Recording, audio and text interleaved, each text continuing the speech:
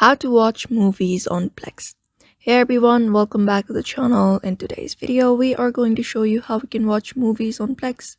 So whether you're new to Plex or just looking for a refresher, we've got you covered, so let's just dive right in and get you streaming in no time. So first thing first, you need to make sure you have the Plex app installed. Plex is most available in most of the devices, including smartphones, tablets, smart TVs, streaming devices like Roku or Apple TV, or even gaming consoles. After that, just go ahead and open it up on your device after it is installed, and you need to sign in or create a Plex account if you don't already have one.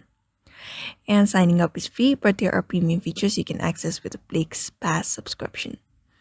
And then after you have logged in, it's time to find some movies to watch. From the home screen, you will be seeing various categories like movies, TV shows, music, and more. Tap or click on the movies to browse all the available content. So you can just go ahead and go to the movies section here and browse it. Once you're in the movie section, simply scroll to the list of the filters to find the movie that you want to watch on Plex. Plex offers a mix of free movies with ads and premium movies if you want subscription, if you have subscription. Once you find the movies you want to watch, for example, this one right here, just press on the play button and your mobile will start streaming.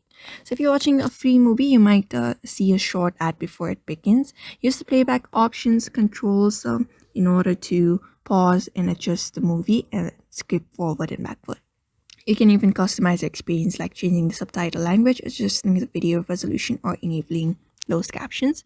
And that's all you need to know about watching movies on Plex. As you can see, it's super simple to get started. So with many movies and shows available, you'll never run out of things to watch. So if you found this tutorial helpful, don't forget to like and subscribe for more streaming tips, and drop any questions or comments below, and I will be happy to help you out. Happy streaming, and I will see you in the next video.